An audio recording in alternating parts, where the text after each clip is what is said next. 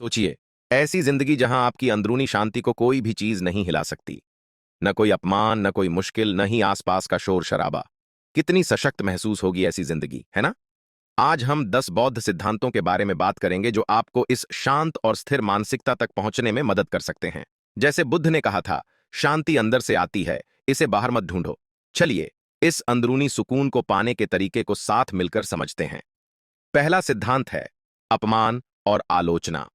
बौद्ध धर्म हमें सिखाता है कि अपमान और आलोचना का असर तभी होता है जब हम उन्हें अपना महत्व देते हैं। कल्पना कीजिए कि कोई एक तालाब में पत्थर फेंकता है। पानी में लहरें उठती हैं, लेकिन थोड़ी देर बाद पानी फिर से शांत हो जाता है। उसी तरह जब कोई हमें कुछ बुरा कहता है, तो यह हमारी शांति को थोड़ी देर के लिए हिला सकता है, लेकिन हम चाहें तो उसे जाने देकर वापस अपने शांत अवस्था में लौट सकते हैं।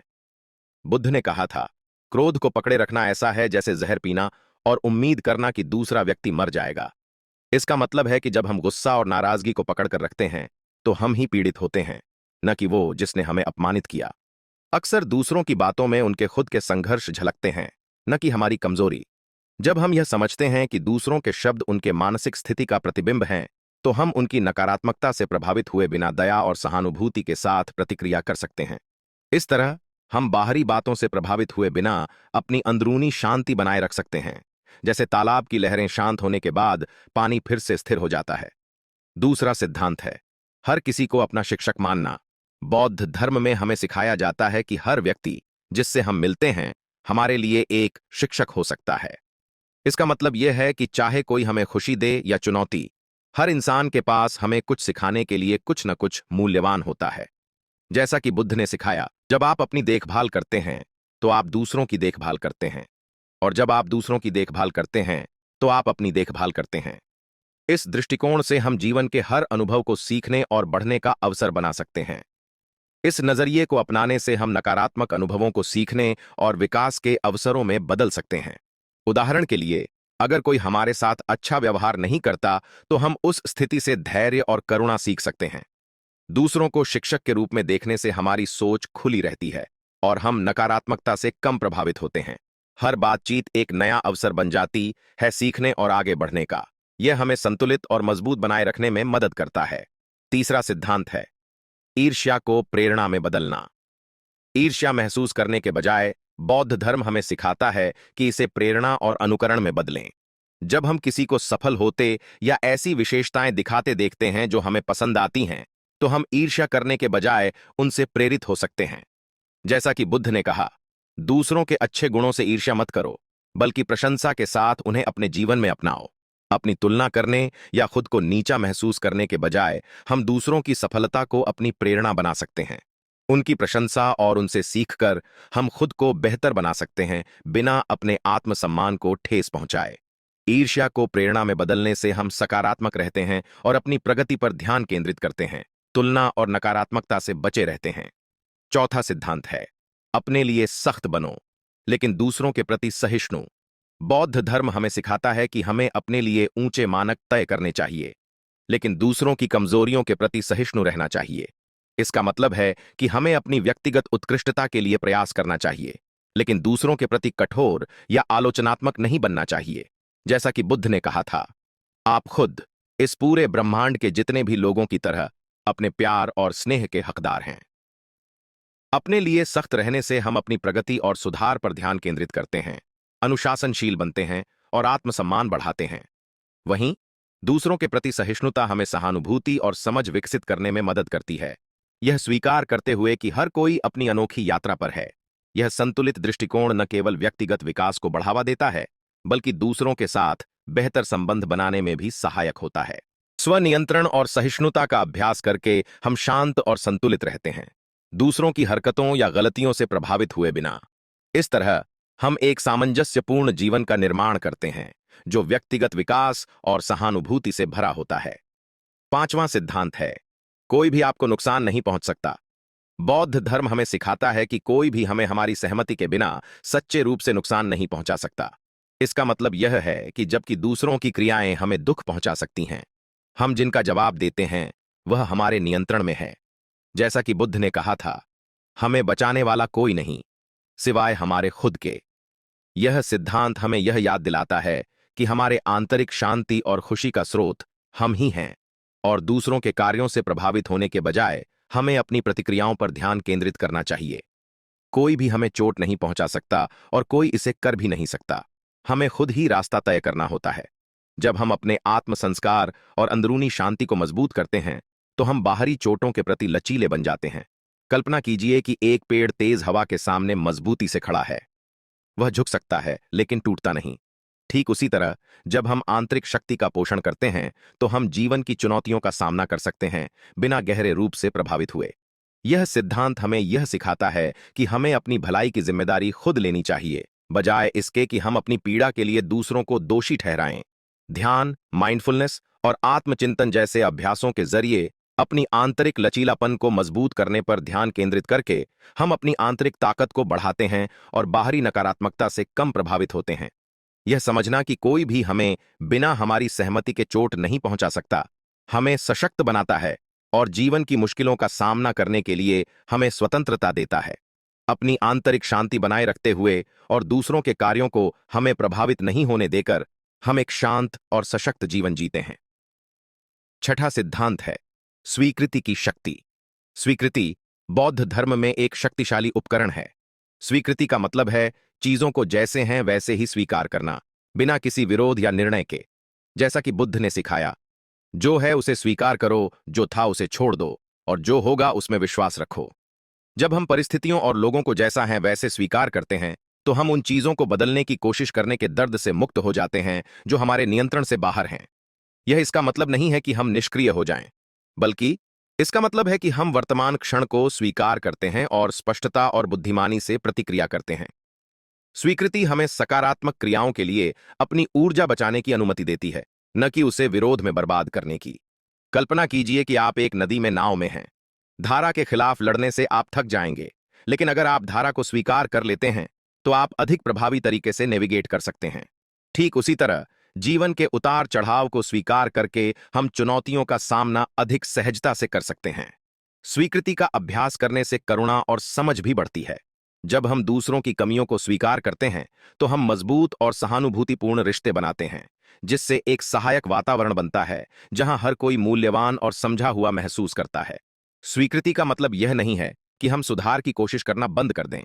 इसका मतलब है कि हम शांति और समझ से अपनी कोशिशें करें। वर्तमान क्षण को अपनाकर और विरोध को छोड़कर हम अपनी पीड़ा को कम करते हैं और शांत और संतुष्ट रहते हैं, चाहे परिस्थितियां जैसी भी हों। यह आंतरिक शांति हमें पूरी तरह से और खुशी से जीने की अनुमति देती है, बिना जीवन के अपरिहार्य परिवर्तनों से प्रभावित हुए। प्रकृति और इसके लय के साथ तालमेल में रहकर हम स्थिर रहते हैं। जैसा कि बुद्ध ने कहा था, जैसे मोमबत्ती आग के बिना नहीं जल सकती, वैसे मनुष्य आध्यात्मिक जीवन के बिना नहीं जी सकता। यह सिद्धांत हमें हमारे जीवन को प्राकृतिक दुनिया और इसके चक्रों के साथ संरेखित करने के लिए प्रेरित करता है।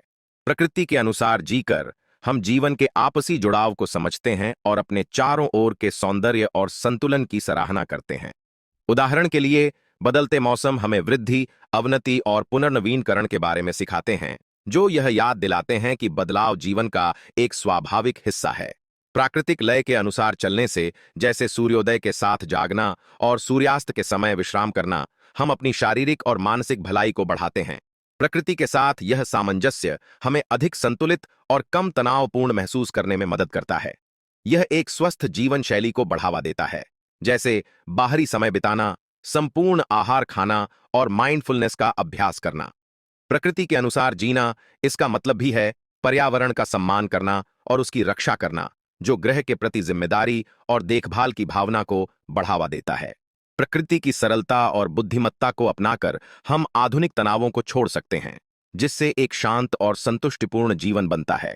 आवश्यकताओं पर ध्यान केंद्रित करके और अनावश्यक जटिलताओं को घटाकर हम कृत्रिम तनावों से अप्रभावित रहते हैं और प्राकृतिक दुनिया में शांति और शक्ति पाते हैं। प्रकृति की बुद्धिमत्ता को अपनी दैनिक जिंदगी में शामिल करने से हम अपने असली स्वरूप और चारों ओर की दुनिया से जुड़े रहते हैं, जिससे गहरी सामंजस्य और लचीलापन की भावना को बढ़ावा मिलता है। नैतिक जीवन जीना बौद्ध धर्म का केंद्रीय सिद्धांत है। बुद्ध ने सिखाया, मन ही सब कुछ है। आप जो सोचते हैं वही आप बन जाते हैं। यह गहरी शिक्षा हमारे विचारों की शक्ति और उनके हमारे जीवन पर सीधे प्रभाव को उजागर करती है। बौद्ध धर्म में नैतिक जीवन जीने का मतलब है ऐसे सिद्धांतों का पालन करना जैसे ईमानदारी, करुणा और सभी जीवों का सम्मान। यह इस समझ से शुरू होता है कि हमारे कार्यों, शब्दों और विचारों के परिणाम होते हैं। इसे कर्म के सिद्धांत में संक्षेपित किया गया है, जो यह सिखाता है कि हमारे कर्म उन तरंगों की तरह होते हैं जो किसी रूप में वापस हम तक पहुंचती हैं। सही कार्यों और नैतिक आचरण पर ध्यान केंद्रित करके हम ईमानदारी का एक आधार तैयार करते हैं, जो हमें नकारात्मक प्रभावों से बचाता है। इसका मतलब है कि अपने शब्दों में सत्य बोलना, अपने कार्यों में दयालु होना और दूसरों के साथ अपने व्यवहार में निष्पक्ष रहना। जब हम नैतिक रूप से जीते हैं, तो हम सकारात्मक कर्म का निर्माण करते हैं, जिससे एक शांत और सामंजस्यपूर्ण जीवन मिलता है। उदाहरण के लिए, ईमानदारी का अभ्यास करना विश्वास और विश्वसनीयता को बनाता है, जो रिश्तों को मजबूत करता है और समुदाय की भावना को बढ़ावा देता है। सत्य बोलने से विश्वास और पारदर्शिता का वातावरण बनता है, जिससे हम दूसरों के साथ गहरे और अधिक अर्थपूर्ण संबंध बना सकते हैं। करुणा और दयालुता के कार्य न केवल हमारे आसपास के लोगों को लाभ पहुंचाते हैं, बल्कि हमें भी आनंद और संतोष प्रदान करते हैं। साधारण इशारे, जैसे पड़ोसी की मदद करना या दोस्त के प्रति सहानुभूति दिखाना, हमारे भलाई और खुशी को काफी बढ़ा सकते हैं। सभी जीवों का सम्मान करना, जिसमें जानवर और प्रकृति भी शामिल हैं, हमारे इस दुनिया से संबंध को मजबूत करता है और सामंजस्यपूर्ण सह अस्तित्व को बढ़ावा देता है।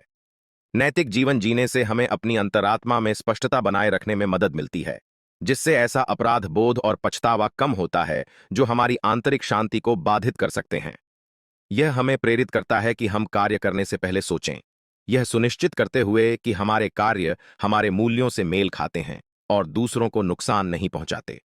जो कार्य हानि का कारण बनते हैं, जैसे झूठ बोलना, चोरी करना या हिंसा में शामिल होना, उनसे बचकर हम नकारात्मक परिणामों से बचते हैं और अपनी मानसिक और भावनात्मक भलाई को बनाए रखते हैं। यह आत्म जागरूकता और आत्मचिंतन हमें जीवन की चुनौतियों को शांति और स्पष्टता से संभालने में सक्षम बनाता है। नैतिक जीवन जीने में आत्म अनुशासन और आत्मनियंत्रण शामिल है। यह हमें उन व्यवहारों से बचने की आवश्यकता है जो दुख का कारण बनते हैं, जैसे बेईमानी या हानि पहुंचाना। आत्मनियंत्रण का अभ्यास करना और सोच समझकर निर्णय लेना हमारे नैतिक चरित्र और लचीलापन को मजबूत करता है। उदाहरण के लिए, चुगली से बचना न केवल दूसरों को हानि पहुंचने से रोकता है, बल्कि हमारे मन को नकारात्मकता से भी मुक्त रखता है। चुगली संघर्ष और गलतफहमियों का कारण बन सकती है, जबकि कड़वाहट को छोड़कर माफी देने का विकल्प चुनना हमें गुस्से और नाराजगी से मुक्त करता है, जिससे एक अधिक शांत मानसिक स्थिति बनती है। माफी हमें पुराने गिले शिकवे से मुक्त होकर आगे बढ़ने की अनुमति देती है, जो उपचार और मेल मिलाप का मार्ग खोलता है। बौद्ध सिद्धांतों के अनुसार नैतिक जीवन जीने पर ध्यान केंद्रित करना हमें एक ईमानदारी, शांति और सामंजस्य से भरा जीवन बनाने में मदद करता है। यह हमें नकारात्मक प्रभावों से बचाता है और हमें हमारे चारों ओर की दुनिया पर सकारात्मक प्रभाव डालने की अनुमति देता है। इन सिद्धांतों का अभ्यास करके हम ज्ञान और करुणा में बढ़ते हैं और दूसरों के लिए प्रेरणा और समर्थन का स्रोत बनते हैं। हमारा नैतिक व्यवहार एक उदाहरण प्रस्तुत करता है, जो एक ऐसे समुदाय और समाज को प्रोत्साहित करता है जो नैतिक सिद्धांतों की सराहना करता है। नैतिक रूप से जीने से हम अपनी खुद की जिंदगी को बेहतर बनाते हैं और सभी के लिए एक बेहतर दुनिया में योगदान करते हैं। अपने दैनिक जीवन में नैतिक जीवन को शामिल करने से हमारा नैतिक कंपास मजबूत होता है, जो हमें कठिन परिस्थितियों में भी सही निर्णय लेने में मार्गदर्शन करता है। यह आंतरिक ताकत और स्पष्टता हमें जीवन की जटिलताओं को आत्मविश्वास और ग्रेस के साथ संभालने में मदद करती है। इसके अलावा नैतिक जीवन हमें उद्देश्य और संतोष की भावना विकसित करने में मदद करता है, क्योंकि हम जानते हैं कि हमारे कार्य समाज के भले के लिए योगदान करते हैं। यह उद्देश्य की भावना एक शक्तिशाली प्रेरक है, जो हमें कठिन समय में भी बनाए रखती है और हमें उत्कृष्टता की ओर प्रेरित करती है। नैतिक जीवन केवल नियमों का पालन करने के बारे में नहीं है, बल्कि यह उन मूल्यों को आत्मसात करने के बारे में है जो यह परिभाषित करते हैं कि हम कौन हैं और हम दुनिया के साथ कैसे इंटरैक्ट करते हैं। यह ईमानदारी, करुणा और सम्मान के साथ जीने और हमारे चारों ओर के लोगों के जीवन पर सकारात्मक प्रभाव डालने के बारे में है। नैतिक जीवन पर ध्यान केंद्रित करके हम एक ऐसा जीवन बनाते हैं जो अर्थपूर्ण, संतोषजनक, लचीला और बाहरी प्रभावों से अप्रभावित होता है। आभार का अभ्यास एक शक्तिशाली सिद्धांत है जो हमारे जीवन परिप्रेक्ष्य को बदल सकता है। जो चीजें हमें नहीं मिलती, या जो गलत हो रही होती हैं उन पर ध्यान केंद्रित करने के बजाय आभार हमें यह याद दिलाता है कि हमारे पास पहले से क्या है और जो चीजें सही हो रही हैं। इस सरल ध्यान परिवर्तन से हमारी मानसिक और भावनात्मक भलाई में काफी सुधार हो सकता है। बुद्ध ने आभार के महत्व को इस शब्दों में रेखांकित किया, आइए हम उठकर आभारी हों, क्योंकि अगर हम आज बहुत कुछ नहीं सीखे तो कम से कम थोड़ा तो सीखा ही। यह उद्धरण हमें यह याद दिलाता है कि हमारे जीवन में हमेशा कुछ न कुछ आभारी होने के लिए होता है, चाहे वह कितना भी छोटा क्यों न हो। यह हमें हमारे जीवन के सकारात्मक पहलुओं को पहचानने और सराहने के लिए प्रेरित करता है। हर स्थिति में, यहां तक कि उन दिनों में जो चुनौतीपूर्ण या अनुप्रयुक्त महसूस होते हैं, आभार का अभ्यास हमें उन छोटे आशीर्वादों को पहचानने और सराहने में मदद करता है जिन्हें हम अक्सर अनदेखा कर देते हैं। यह कुछ इतना साधारण हो सकता है जैसे एक सुंदर सूर्योदय का आनंद लेना, हमारे पसंदीदा भोजन का स्वाद लेना, किसी प्रिय व्यक्ति से समर्थन प्राप्त करना या एक गर्म घर में आराम पाना। इन खुशियों के क्षणों को स्वीकार करके और उनके लिए धन्यवाद व्यक्त करके हम जीवन पर सकारात्मक दृष्टिकोण को बढ़ावा देते हैं। आभार नकारात्मकता और तनाव के खिलाफ एक ढाल की तरह भी कार्य करता है। जब हम अपने जीवन की अच्छी बातों पर ध्यान केंद्रित करते हैं तो हम नकारात्मक चीजों पर अधिक ध्यान नहीं देते। इसका मतलब यह नहीं है कि हम समस्याओं को अनदेखा करें या यह मान लें कि वे मौजूद नहीं हैं, बल्कि हम उन्हें सकारात्मकता की जागरूकता के साथ संतुलित करते हैं। समय के साथ यह अभ्यास हमें एक लचीला मानसिकता विकसित करने में मदद करता है, जिससे जीवन के उतार चढ़ाव को संभालना आसान हो जाता है। आभार व्यक्त करना हमारे रिश्तों को भी मजबूत कर सकता है। जब हम दूसरों के प्रति सराहना दिखाते हैं तो यह एक जुड़ाव और आपसी सम्मान की भावना को बढ़ावा देता है। चाहे वह किसी मित्र को उनके समर्थन के लिए धन्यवाद देना हो, एक सहकर्मी के कठोर परिश्रम की सराहना करना हो या एक अजनबी की दयालुता को स्वीकार करना हो, ये छोटे आभार के कार्य हमारे संबंधों को गहरा कर सकते हैं और एक सकारात्मक सामाजिक वातावरण बना सकते हैं। हमारे दैनिक दिनचर्या में आभार को शामिल करना सरल और प्रभावी हो सकता है। कुछ लोग आभार पत्रिका रखने में मदद पाते हैं, जिसमें वे प्रत्येक दिन उन चीजों को लिखते हैं जिनके लिए वे आभारी हैं। यह अभ्यास हमारे जीवन की अच्छाई का एक शक्तिशाली अनुस्मारक के रूप में कार्य करता है और यह हमारे ध्यान को जो हमारे पास नहीं है उससे हटाकर जो हमारे पास है पर केंद्रित करता है। कुछ लोग आभार का अभ्यास ध्यान या प्रार्थना के माध्यम से करते हैं, जिसमें वे प्रत्येक दिन कुछ पल निकालकर अपने आशीर्वाद पर विचार करते हैं और धन्यवाद व्यक्त करते हैं। आभार को बढ़ावा देने का एक और तरीका है सतर्कता से पर्यवेक्षण करना। हमारे आसपास और हमारे जीवन में लोगों के प्रति ध्यानपूर्वक ध्यान देने से हमें आभारी होने के कई अवसर मिल सकते हैं। इसमें प्रकृति की सुंदरता, सूर्य की गर्मी, पक्षियों की चहचहाहट या किसी प्रियजन की हंसी का महसूस करना शामिल हो सकता है। सतर्कता से पर्यवेक्षण करने से हमें वर्तमान में बने रहने और हमारे अनुभवों की समृद्धि की सराहना करने में मदद मिलती है। आभार को दयालुता के कार्यों के माध्यम से भी व्यक्त किया जा सकता है। जब हम किसी और के लिए कुछ अच्छा करते हैं तो यह न केवल उन्हें लाभ पहुंचाता है, बल्कि हमारे अपने आभार की भावना को भी मजबूत करता है।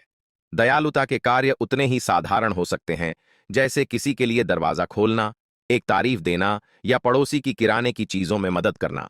ये क्रियाएं एक तरंग प्रभाव उत्पन्न करती हैं, जो हमारे समुदायों में सकारात्मकता और आभार को फैलाती हैं। कठिनाइयों या तनाव के समय में आभार का अभ्यास विशेष रूप से लाभकारी हो सकता है। यह हमें याद दिलाता है कि चुनौतियों के समय में भी आभार करने के लिए कुछ न कुछ होता है। यह दृष्टिकोण हमें आराम और उम्मीद प्रदान कर सकता है और कठिन परिस्थितियों का सामना करने में अधिक लचीलापन उत्पन्न कर सकता है। हम जो कुछ हमारे पास है उस पर ध्यान केंद्रित करके हम शांति और संतोष की भावना बनाए रखते हैं, भले ही जीवन कठिन हो। नियमित रूप से हमारे जीवन के आशीर्वादों को स्वीकारना और सराहना करने से हम सकारात्मक और स्थिर रहते हैं। हम एक सकारात्मक दृष्टिकोण विकसित करते हैं जो हमें नकारात्मकता और तनाव से बचाता है। आभार एक शक्तिशाली उपकरण है जो हमारे दृष्टिकोण को बदल सकता है, हमारे रिश्तों को बेहतर बना सकता है और हमारे समग्र कल्याण को बढ़ा सकता है। जैसे जैसे हम आभार को अपनी दैनिक जीवन शैली में शामिल करते हैं, हम एक समृद्धि और सकारात्मकता की मानसिकता विकसित करते हैं, जिससे हम चुनौतियों और नकारात्मकता से अप्रभावित रहते हैं। सिद्धांत 10। प्रक्रिया पर विश्वास करें और नियंत्रण छोड़ दें।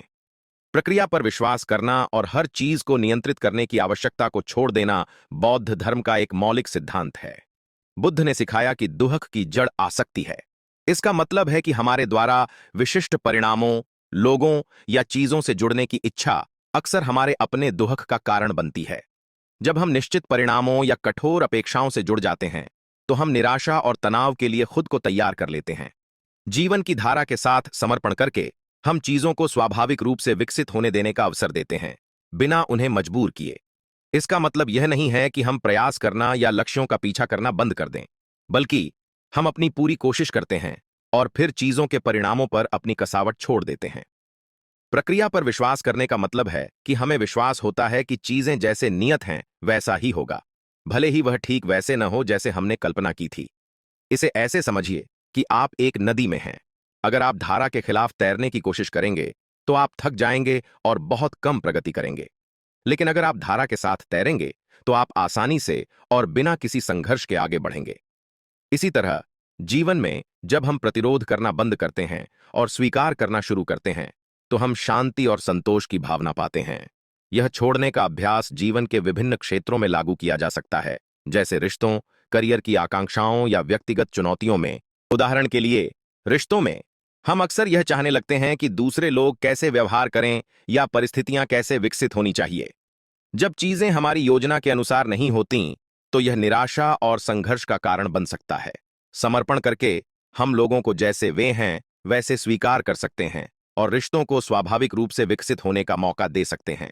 जब हम दूसरों को अपनी अपेक्षाओं में ढालने की कोशिश करना बंद कर देते हैं, तो हम वास्तविक कनेक्शन और गहरी समझ के लिए खुले हो जाते हैं। लोगों को जैसा वे हैं वैसे स्वीकार करना सामंजस्य और आपसी सम्मान की भावना को बढ़ावा देता है। अपने करियर में हम सफलता की एक विशेष दृष्टि रखते हैं, और अगर हमें बाधाएं या मोड़ आते हैं तो हम निराश हो सकते हैं। प्रक्रिया पर विश्वास करने का मतलब यह समझना है कि हर अनुभव, यहां तक कि विफलताएं भी, हमारे विकास और सीखने में योगदान करती हैं। हम अधिक अनुकूल और नए अवसरों के लिए खुले हो जाते हैं जिन्हें हम पहले नहीं देख पाते थे। कभी कभी जो विफलता या मार्ग परिवर्तन जैसा दिखता है, वह वास्तव में कुछ बड़ा प्राप्त करने की दिशा में एक कदम हो सकता है। अपने करियर की कठोर योजनाओं को छोड़कर हम उन मार्गों की खोज कर सकते हैं जो अधिक संतोषजनक और हमारे वास्तविक पैशन के साथ मेल खाते हैं। व्यक्तिगत चुनौतियां, जैसे स्वास्थ्य संबंधी समस्याएं या अप्रत्याशित जीवन परिवर्तन, हमारी नियंत्रण छोड़ने की क्षमता का परीक्षण कर सकती हैं। इन परिवर्तनों का विरोध करने के बजाय हम उन्हें स्वीकार कर सकते हैं और अनुकूलित करने के तरीके तलाश सकते हैं। यह हार मानने का मतलब नहीं है। इसका मतलब है वर्तमान वास्तविकता के अनुसार एक नया मार्ग ढूंढना। उदाहरण के लिए, यदि किसी को पुरानी बीमारी का सामना करना पड़ता है, तो उसे अपनी जीवन शैली को समायोजित करना पड़ सकता है और जीवन का आनंद लेने के नए तरीके खोजने पड़ सकते हैं। स्वीकार करने और अनुकूलित करने के द्वारा आप अपने परिवर्तित परिस्थितियों में शांति और नए आनंद पा सकते हैं। प्रक्रिया पर विश्वास करना यह भी शामिल है कि हम वर्तमान में उपस्थित हों। जब हम भविष्य पर बहुत अधिक ध्यान केंद्रित करते हैं, तो हम वर्तमान क्षण को खो देते हैं। हमारे भविष्य को नियंत्रित करने की आवश्यकता को छोड़कर हम यहां और अब में पूरी तरह से शामिल हो सकते हैं, वर्तमान में आनंद और संतोष पा सकते हैं। क्षण में जीने से हम जीवन की छोटी छोटी खुशियों का मूल्य समझ पाते हैं, जैसे एक सुंदर सूर्यास्त, बच्चे की हंसी या शांति से एक पल का चिंतन। यह सिद्धांत हमें धैर्य और विश्वास विकसित करने के लिए प्रोत्साहित करता है, यह समझते हुए कि जीवन का अपना समय और लय होता है। हमारे लगाव और अपेक्षाओं को छोड़ने से हम जीवन के उतार चढ़ाव को शांति और ग्रेस के साथ नेविगेट करते हैं, जिससे हम अधिक लचीले होते हैं और बाहरी परिस्थितियों से कम प्रभावित होते हैं। धैर्य हमें जीवन के इंतजार के समय को चिंता के बिना सहन करने में मदद करता है। प्रक्रिया पर विश्वास करना मतलब है यह मानना कि सब कुछ एक कारण से होता है और अपने समय पर होता है। याद रखें, छोड़ना एक बार की घटना नहीं है, बल्कि एक निरंतर अभ्यास है। इसमें सचेतना और आत्म जागरूकता की आवश्यकता होती है। जब भी आप खुद को परिणामों को नियंत्रित करने या कुछ इच्छाओं से अत्यधिक जुड़ा हुआ पाते हैं, तो एक कदम पीछे हटें, श्वास लें और खुद को अविचलता के सिद्धांत की याद दिलाएं। अनिश्चितता को अपनाएं और विश्वास रखें कि प्रक्रिया आपको वहीं ले जाएगी जहां आपको होना चाहिए। हर बार जब आप छोड़ने का अभ्यास करते हैं, तो आप अपनी शांति बनाए रखने और केंद्रित रहने की क्षमता को मजबूत करते हैं। चाहे जीवन आपको जो भी स्थिति दे, जैसा कि बुद्ध ने कहा, आप वही खोते हैं जिसको आप पकड़ कर रखते हैं। निर्विचलता और प्रक्रिया पर विश्वास करने से आप आंतरिक शांति और लचीलापन का अनुभव करते हैं। प्रक्रिया पर विश्वास करने से हम अपने अंदर शांति पाते हैं, चाहे हमारे आसपास का माहौल कितना भी अराजक क्यों न हो। निर्विचलता का मतलब उदासीन होना नहीं है, बल्कि इसका मतलब है जीवन के साथ पूरी तरह से जुड़ना, जबकि हर पहलू को नियंत्रित करने की आवश्यकता को छोड़ देना। यह दृष्टिकोण हमें जीवन को स्वतंत्रता और खुशी के साथ अनुभव करने की अनुमति देता है, यह समझते हुए कि हम अपनी परिस्थितियों से नहीं, बल्कि उनके प्रति हमारी प्रतिक्रिया से परिभाषित होते हैं। प्रक्रिया पर विश्वास करना यात्रा में विश्वास रखने और यह मानने का मतलब है कि सब कुछ जैसा होना चाहिए वैसा ही हो रहा है। यह हमें भविष्य के बारे में अपनी भय और चिंताओं को छोड़ने की शिक्षा देता है, विश्वास करते हुए कि हमारे पास जो भी आ रहा है उसे संभालने की शक्ति और बुद्धिमत्ता होगी। इस सिद्धांत को अपनाकर हम एक गहरी आंतरिक शांति को बढ़ावा देते हैं, जो बाहरी घटनाओं के बावजूद स्थिर रहती है। इन 10 बौद्ध सिद्धांतों को हमारे दैनिक जीवन में लागू करने से हम एक मानसिक स्थिति विकसित करते हैं, जहां हम बाहरी प्रभावों से अप्रभावित रहते हैं। याद रखें, सच्ची शांति भीतर से आती है। वीडियो देखने के लिए धन्यवाद, और शांति की तलाश कर रहे दूसरों के साथ इस वीडियो को लाइक, सब्सक्राइब और शेयर करना